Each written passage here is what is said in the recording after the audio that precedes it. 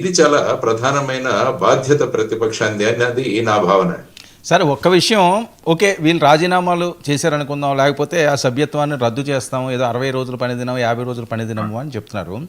సరే, ఒకవేళ రాజీనామా చేసినా వాళ్ళు రద్దు చేసినా బై ఎలక్షన్లు అయితే వస్తాయి. సరే, బై ఎలక్షన్లో 11 మంది నుంచున్నారు అనుకుందాం. సరే, మళ్ళీ జగన్మోహన్ రెడ్డి గారికి 11 నియోజకవర్గాల్లో ఆదరించారు అనుకున్నాం. దానివల్ల ఫలితం ఏముంటుంది సార్? మళ్ళీ 11 గెలుస్తారు, మళ్ళీ అసెంబ్లీకి వెళ్ళరు. దానికి వెళ్ళడం ఎందుకు? బై ఎలక్షన్ రప్పించుకోవడం ఎందుకు? రాజీనామాలు చేసుకోవడం ఎందుకు? రద్దు చేయడం ఎందుకు? అంటే ఏం మెసేజ్ ఇస్తున్నారు సార్ దీనివల్ల? అంటే 11 మంది గెలుస్తారు అన్నది కాన్ఫిడెన్స్ ఉందో లేదో కూడా మనకు తెలియదు. రేపు 11 మంది నిలబడినా కూడా 11 మంది గెలుస్తారు అన్నది ఎక్కడ మనం కుండబద్దలు కొట్టి చెప్పలేము. సో ఆ విధంగా మీరు అన్నట్టు ఓకే, 11కు 11 వారికి వచ్చినా కూడా మళ్ళా వాళ్ళ ధోరణి మారి అసెంబ్లీకి వెళతాము అన్న దాంతో వాళ్ళు ముందుకు వెళ్ళాలి ప్రజల్లోకి. అంటే ఒక ప్రజా పల్స్ ఎలా ఉందో చూడడానికి చేసినా కూడా ప్రతిపక్ష నాయకుడు హోదా అయితే మటుకు రాదు. 11కు 11 గెలిచినా కూడా ప్రతిపక్ష నాయక హోదా అన్నది రాదు. కాబట్టి ఈ ప్రస్తుతానికి ఈ విషయాన్ని పక్కన పెట్టి ఇంకా అసెంబ్లీలోకి వెళ్లి ప్రజా సమస్యలు మాట్లాడుతూ ఉన్నప్పుడు ప్రజల యొక్క మద్దతు వీరికి లభిస్తుంది. వీళ్ళు అనుకున్నట్టు మేము బాయ్కాట్ చేయడం వల్ల ప్రజా మద్దతు మనకు దొరుకుతుంది అంటే అది ముమ్మాటికి తప్పదు.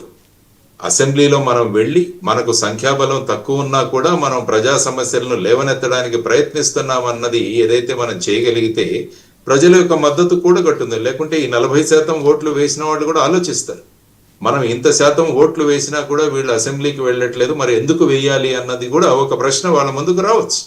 ఇది 2029లో జరిగే ఎన్నికల్లో ఈ పార్టీ మీద ప్రభావం ఖచ్చితంగా పడుతుంది అన్నది కూడా రాజకీయంగా వీళ్ళు ఆలోచించాల్సిన ఒక విషయం అన్నది నా అభిప్రాయం. వరమగారు సార్, ఇది జగన్మోహన్ రెడ్డి గారికి తెలియదంటారా, లేకపోతే ఎవరో చెప్పట్లేదంటారా ఈ ప్రభావం పడుతుంది అని? అంటే ఆయన వెళ్ళకపోవడానికి ఏమైనా వేరే కారణాలు ఏమైనా ఉన్నాయా?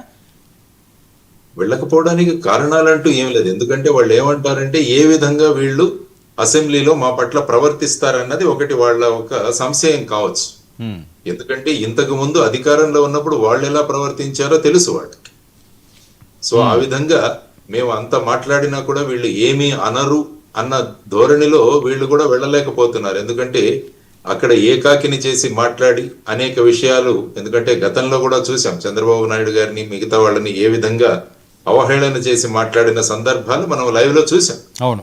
సో అటువంటి పరిస్థితిని మనం ఎదుర్కోవాల్సి వస్తుందేమో అన్న ఒక భయం కూడా ఉండొచ్చు వీళ్ళ.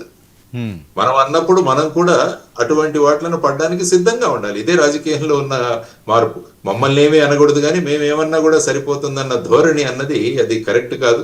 దీనిలో ఏమవుతుందంటే ప్రజాస్వామ్యం సఫర్ అవుతోంది. ప్రజలు దీనివల్ల చాలా ఇబ్బందులకు గురి అవుతున్నారు. మనం బయట ఏదైతే మాట్లాడుతున్నామో వాటన్నింటినీ కూడా అసెంబ్లీలో మాట్లాడితే రికార్డ్ అవుతుంది, అసెంబ్లీ రికార్డ్స్ లో ఉంటుంది.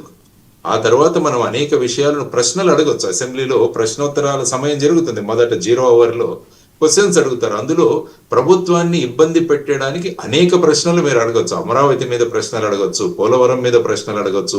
మీరు బయట అంటున్నారు సుమారుగా 2 లక్షలకు పైగా అప్పులు చేశారు అని చెప్పి, ఆ అప్పులు తెచ్చిన డబ్బు ఎక్కడిస్తున్నారని బయట మాట్లాడుతున్నారు. కానీ ఇదే ఒక ప్రశ్న రూపంలో మీరు అడిగితే అసెంబ్లీలో అధికార పక్షం ప్రభుత్వం ఖచ్చితంగా దానికి రిప్లై ఇచ్చి తీవాలి.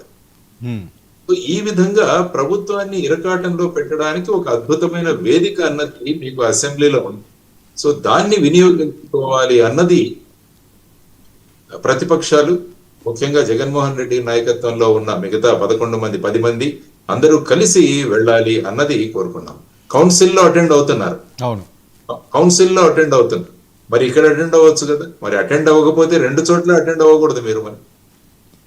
సో ఆ విధంగా ఈ భిన్న ధోరణులు ఏవైతే ఉన్నాయో అది అంటే మనం ఫేస్ చేయగలమా, మనల్ని ఏమంటారో అన్న ఒక భయంతో వెళ్ళట్లేదా అన్నది కూడా ప్రజలు మాట్లాడుకుంటున్నారు. సో దానివల్ల పార్టీకి నష్టం జరుగుతుంది కానీ దానివల్ల ఎటువంటి లాభం జరగదన్నది అందరూ మాట్లాడుకుంటున్న అంశం. అది కరెక్టే అందరూ.